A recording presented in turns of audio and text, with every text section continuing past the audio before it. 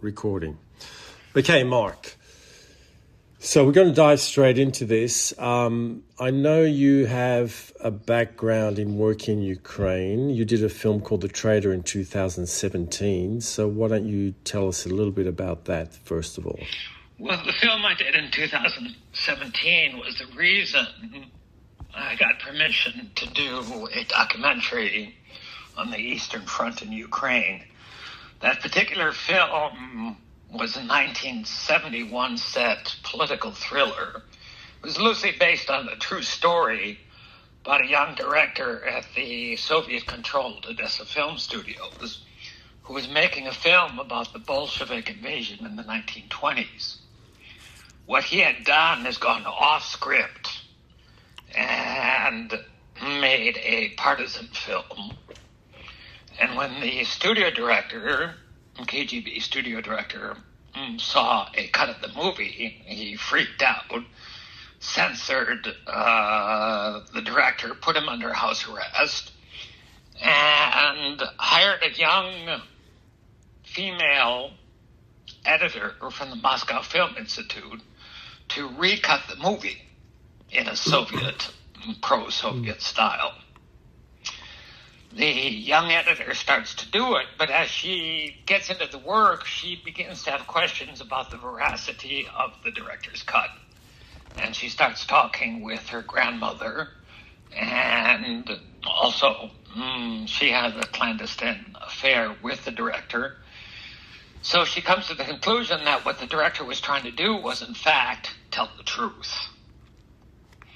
So at the end of the film, what she does the night before the official premiere of the film, she sneaks into her edit room and recuts the film back to the director's cut. No one knows about this, and we filmed the closing scene at the last wooden Soviet cinema outside of Odessa. And in the scene, you have all the KGB generals and brass and political types and a huge audience. And they start to see the film, and the KGB studio director freaks out. In the middle of this, the director jumps up on stage and gives a patriotic speech, and everybody in the audience stands up and starts clapping. He then escapes. He escapes with her. And eventually the film ends when they cross the Iron Curtain. And where was this film shot primarily? This film was shot entirely at the Odessa Film Studios, which had the huge advantage of basically, due to neglect, of remaining a perfect facsimile of what the studio was like in the 1970s. Including all the old film editing rooms, the Steenbecks, the projection rooms. Everything was picture perfect. So then, jumping forward from the feature, from The Trader, what was the spark of it? I mean, that was the influence, but what was the spark of inspiration, if you like, to do Zero Zone? Well, what happened, of course, when the war started, I closely monitored the news and talked with my friends in Ukraine. And, of course, what was immediately apparent was the theme of my film, or the backstory specifically, was an exact parallel to what was happening today. Russian imperialism, the takeover of Ukraine. The need to take Ukraine for its natural and agricultural resources. So in one of the conversations with the Ukrainian producer of The Trader, I said, well, maybe I should come there and do something. Now, going there as an independent journalist is not an easy thing to do, but what he did through his connections was he contacted the Ministry of Defense, and they watched The Trader. They watched the film. Oh, I see. So that had a direct influence on getting this done. Direct influence, right? Because obviously without that permission, I would have never gotten the credentials to go there as an independent journalist. In addition, not only did they give me permission, because of the film and because of the reputation of the Ukrainian producer, they granted me an exclusive right to go wherever I wanted to go.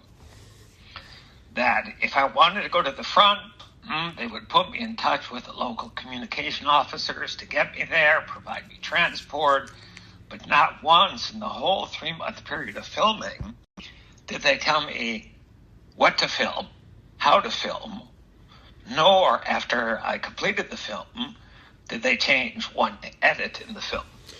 So when you prep to go, I mean, I know you've done it. You shot a lot of documentaries in faraway places. What was your thinking in terms of how you were going to shoot this and what kind of crew you were going to go with and deal with the technical aspects of shooting prior to going there?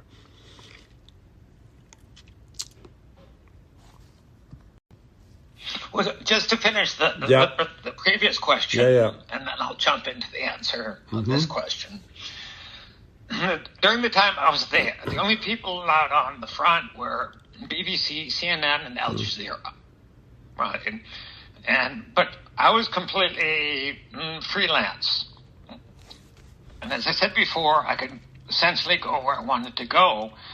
However, in order to do so, you're not going to film on the front line of the war with a big crew.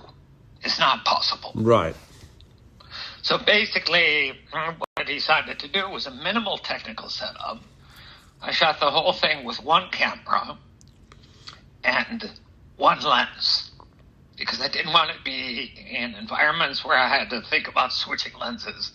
So I simply used a small Sony camera and alternated between full frame and crop mode on an 18 millimeter Zeiss lens.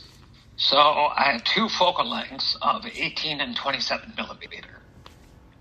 Never left the whole shoot. Never left the camera. So in terms of the crew, for the same reason I just said, I had occasionally the producer with me, but that was really a coordination role. But my creative technical partner was the driver, the sound operator, and the drone operator. Yeah, I noticed there's a lot of drone shots, and very cool drone shots, I must say, but I noticed a lot of drone footage in there. Yeah, the drone footage, we decided to use a drone because, just shooting from the ground, it's impossible to visualize or to portray the scale of things. With certainly the scale of destruction. Yeah, having boots on the ground only, exactly. Right, and so Ivan, he performed those three roles. So it was the two of us crisscrossing the front, getting lost constantly, because the big problem getting around is that there are no more bridges. And there's rivers everywhere. So we'd be going up and down roads in the middle of the night looking for temporary military pontoon bridges to try to continue the journey. So just another question, a technical question for the cinephiles out there, but it's how did you manage your media in those conditions? I mean, were you sending the media back through satellite, or were you just backing up on the drive that you were carrying around? I mean, what was that whole process like? Well, basically the only secure internet connection was through Starlink. But we didn't have full-time access. So all we did was, every day of shooting, we did 2 separate backups. Okay, so now I want to jump into the actual filming on the front lines, so to speak. So can you get into or describe a little bit about the safety challenges of you and your team the getting around. I mean, you talked a little bit about free access to everywhere, but, free access from the top doesn't mean that you'll necessarily get full access with individuals on the ground. So how did you handle your desire to get into certain places and then dealing with the realities on the ground? Well, first of all, to go to a specific spot on the front, I often required a military escort. And as I said, with the cooperation of the Armed Forces of Ukraine and the Ministry of Defense, they would provide me with a driver and a Humvee to go to a specific location. Once I was at that location, though, they did not tell me with whom I could speak.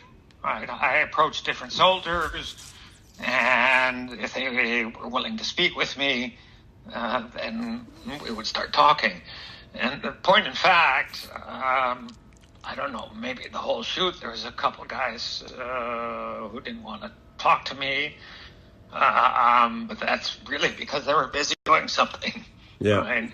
Everybody, what struck me, and when you watch the film, I think you'll agree, because from both the civilian side and the soldier side, they're extremely articulate about the war, about the Russian ideology, about their feelings of living and fighting in the war. I found soldiers, at least the Ukrainian soldiers, I found them extremely reflective about the war.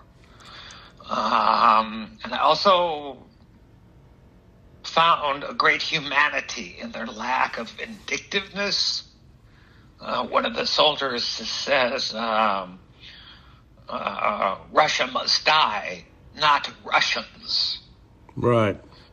Meaning they knew, they were very aware, they articulate the fact that what they're fighting is Russian ideology. And to expand upon that point, I spent several weeks with a small unit of Russian soldiers fighting for Ukraine. This is the very same unit that did all the early incursions cross-border incursions into Russia itself.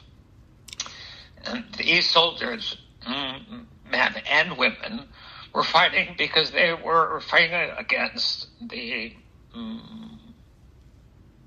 Putin ideology that Russia had a right to take over Ukraine, and against this notion that the justification for the war was because Ukrainian neo-Nazis were joining forces with NATO to enter the war.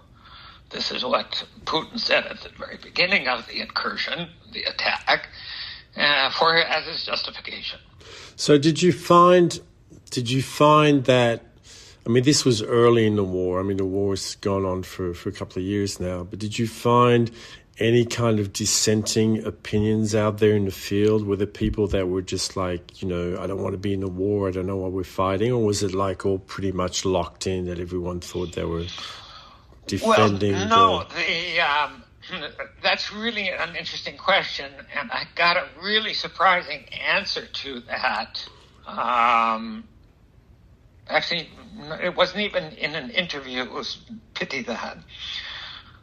But, as you know, specifically in eastern Ukraine, it is, prior to the war, it was predominantly pro-Russian. Yeah.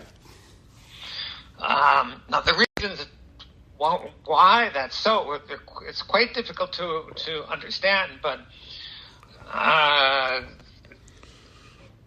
the development is completely unlike the rest of the country. It's much poorer. And many of the older generation were used to the social security of the Soviet state. And the change when Ukraine became independent was not something that they supported. Plus, of course, they were predominantly Russian-speaking. However, what I am referring to is a conversation I had when somebody said to me, one of the best, I'm talking Ukrainian, one of the best things about the war is that it's united this country. Right. It's united this country. And to give you a concrete example of that, many of the areas I filmed, which were not in Donbass per se, of course, but right on that frontier, in the areas that were, prior to the war, predominantly Ukrainian. When the Soviet soldiers first came, they felt a sense of joy, right? Okay, we're going to be under the Soviet rule again, that's fine. But when they came to understand what the soldiers, how the soldiers acted, how they looted the place, how they abused people, their feeling about being pro-Russian changed. To be specific, about half the people who were pro-Russian, this is based on my informal questioning, about half the people who, before the invasion, were pro-Russian, now they will not watch Russian TV or speak Russian. They feel Ukrainian. So they've shifted. Now, of course, that's not all the people.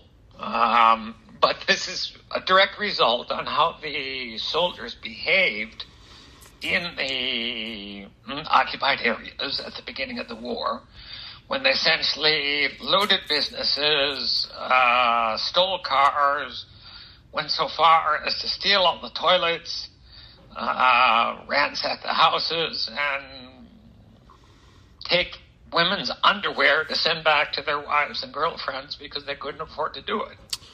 Yeah, I mean, having said all that, and, the fact that you're there to document a moment in time, how did you decide whose voices and stories to include in the film?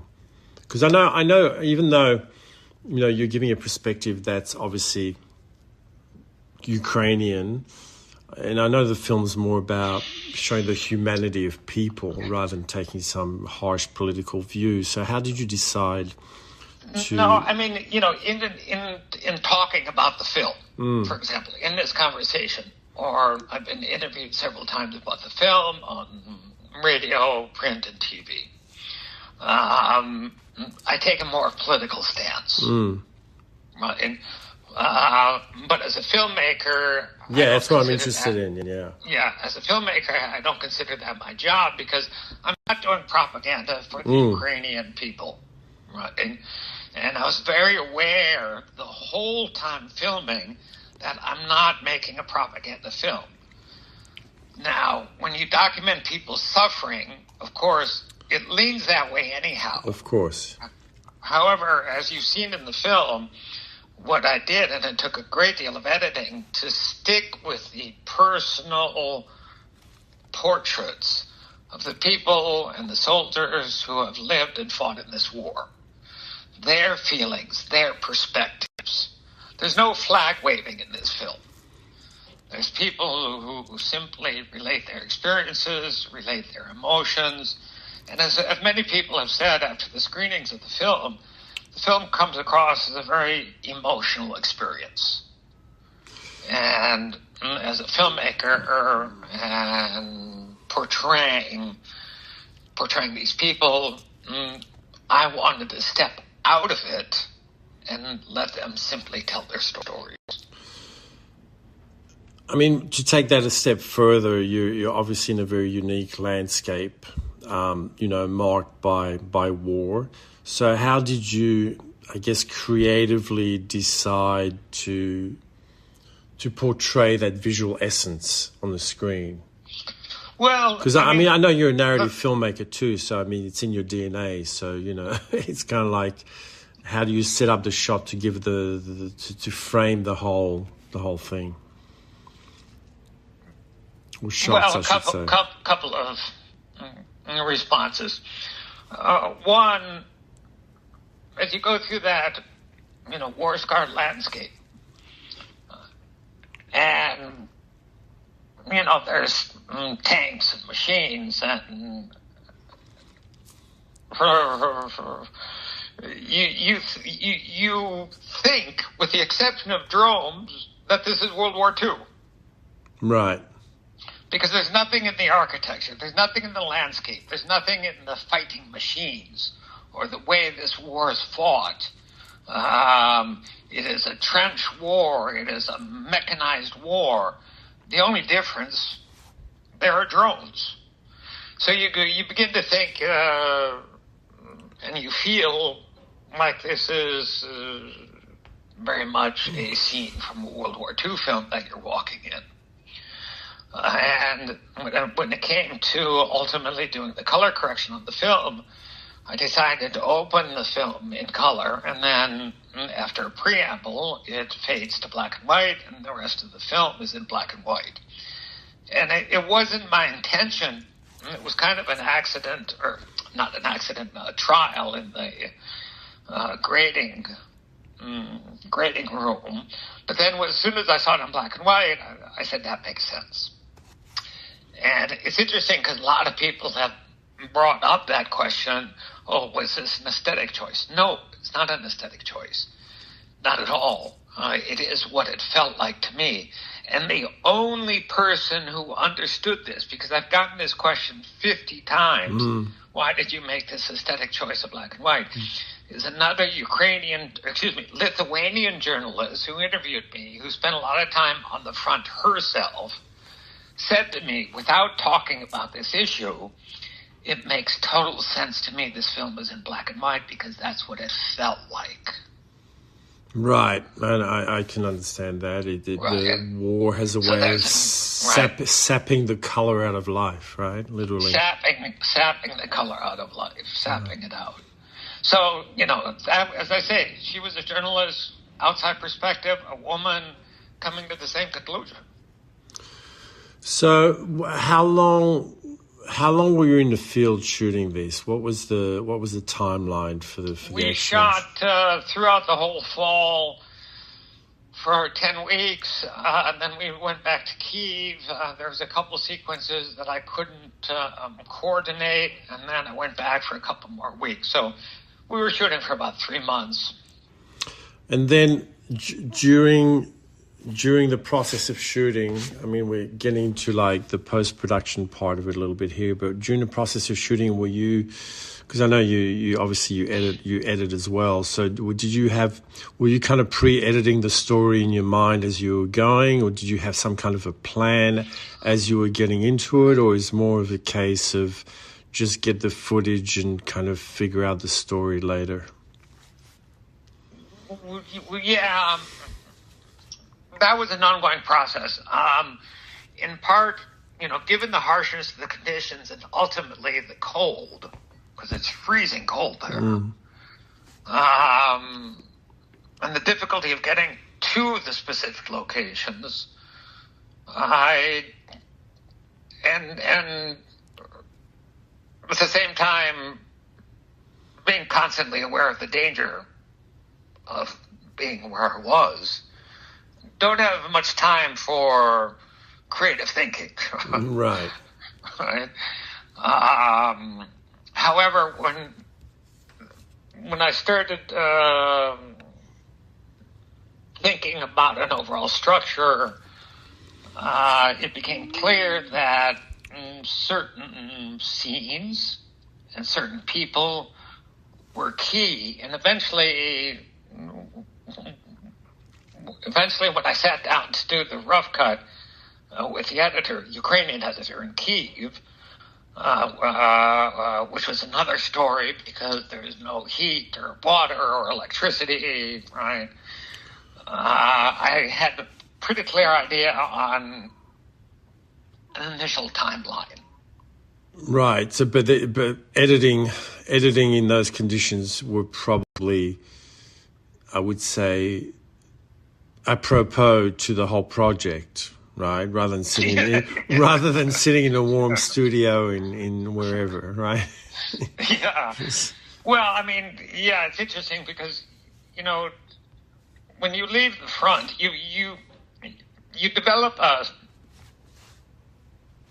you find a certain way to be comfortable, right, in a high-stress environment. Yeah. It becomes normal, and when you leave that, it's a strange divorce. Going back to Kiev, where life is relatively normal,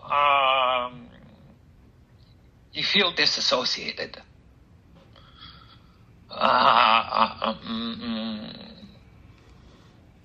Where in no way, shape, or form would I say I was so affected by the shoot, by being at the front, that I developed any type of PTSD, but I can understand it. Right. I can understand the loneliness and the disassociation of soldiers who try to come back into civilian life and feel like they're simply not part of it. Yeah, well, that was my next question is how did it affect you personally, emotionally? Well, as I just said, I just answered the question in part. Yeah.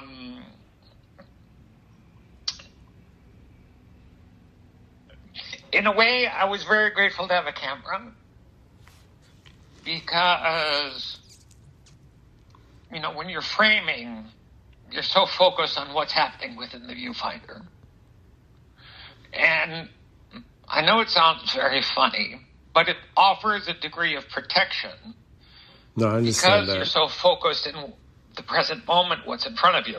You're also very focused on your environment in kind of the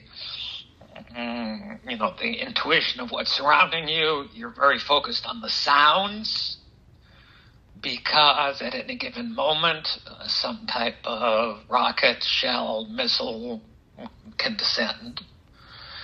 So you stay hyper-focused in the present moment.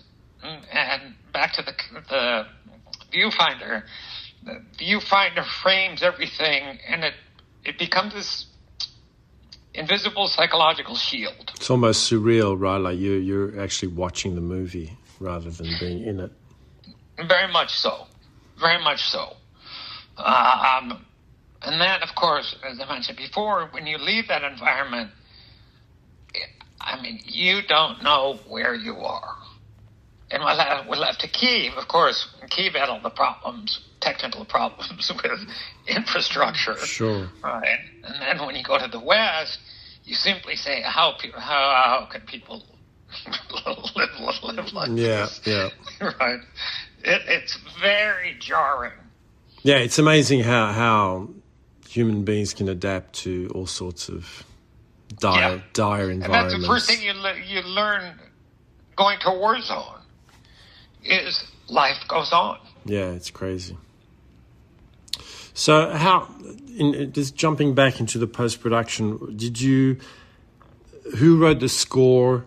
Did you have an idea of the score ahead of time? What did you have kind of a preconceived notion of what you wanted to do? And who was your composer and how did all that come about? Well, I was an American composer. You know very well, right? Patrick was the composer.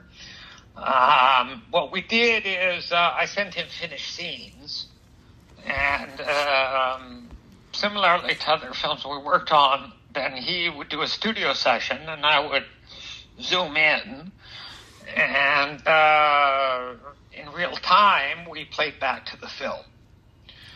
We decided early on to go with cello as one of the principal instruments. And, we developed the score mostly in real time for the principal scenes as studio sessions. And the rest of the music he did on his on his computer. And so now, how long does it run? How long does the film run? It's a full theatrical feature documentary at 90 minutes. Okay, and I believe it's playing now in certain countries in Europe? Yeah, up in the Baltic states. We had a theatrical opening just recently in Lithuania. Tremendous response, both critically as well as an audience response. Of course, Lithuania with the border on Belarus, as well as the border on the exclave of Kaliningrad, are very aware, being a former Soviet state themselves, of what Russia represents to them. Yeah. Right. Is there any plans to do a part 2 or a follow-up, since there's been a lot of things happened obviously in the meantime since you shot this? Well, I think to answer your question, ever since I've come back, I have thought about going back. I think about it constantly. Obviously, I'm not going to go back and make the same film. It would have to be with a different editorial objective. I've never really settled on anything, and now, given the state of the war, I'm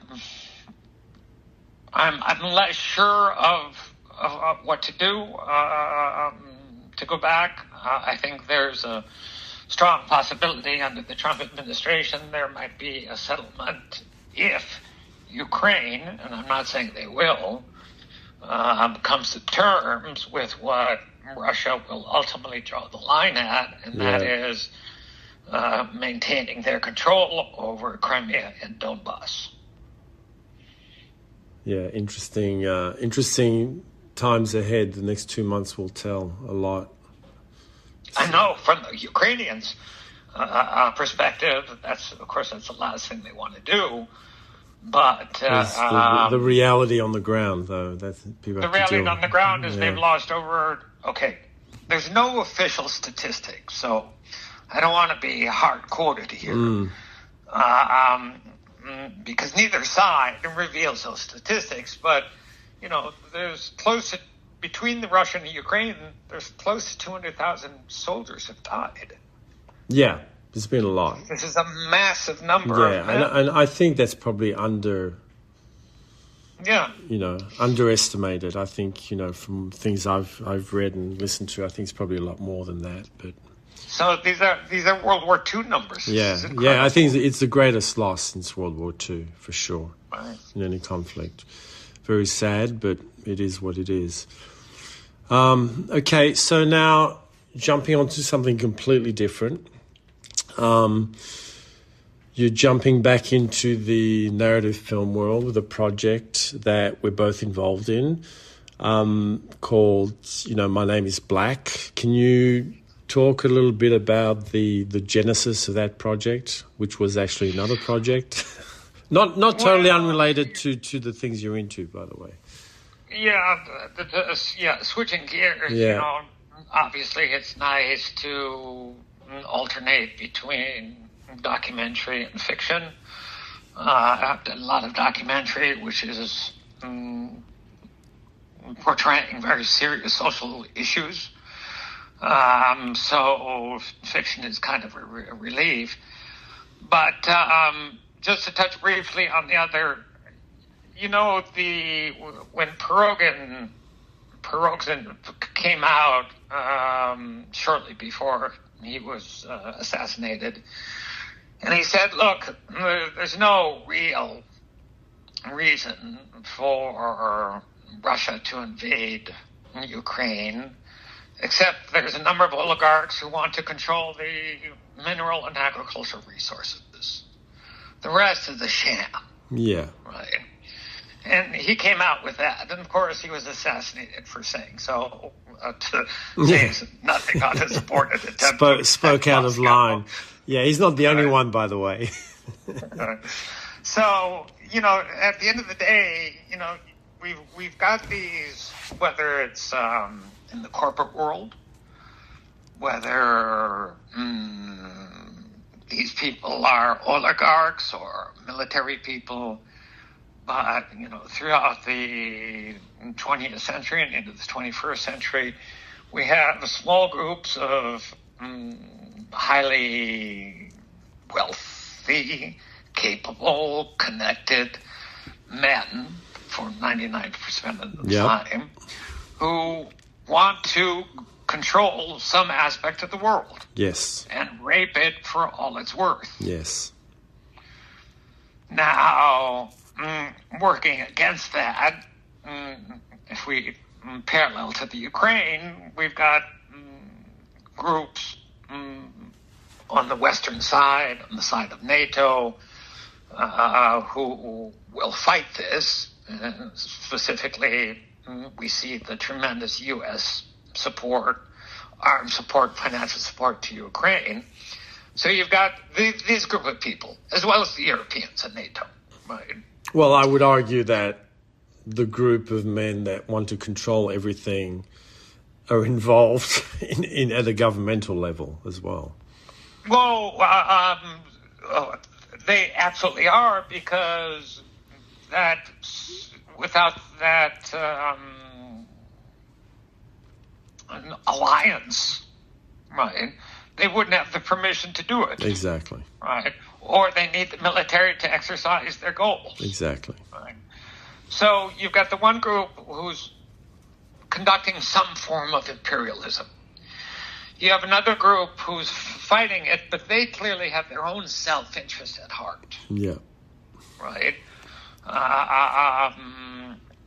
And of course, you know, in any war, on both sides of the war, there are people who make tremendous amounts of money. Yes.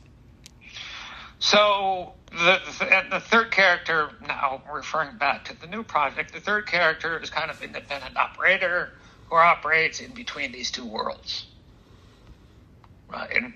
And it's kind of a new type of hero, which I wouldn't call James Bond, because it's not operating on behalf of the state, but more the type of James Bond that we saw in the later Bond films, when he comes back from retirement, to take initiative on his own, to settle the scores on his own. And so we've loosely now based the story around these three elements to come up with a very contemporary political thriller. And, I mean, obviously I know, but why don't you tell the listeners where this is going to take place and what the plans are for the film? Well, like any great political thriller, it's a global picture. Right? We're currently looking at most of the backstory taking place in Malta. Malta happens to be where I live. And the contemporary, the present day story taking place in Miami, which of course has become a major capital, certainly capital of Latin America these days.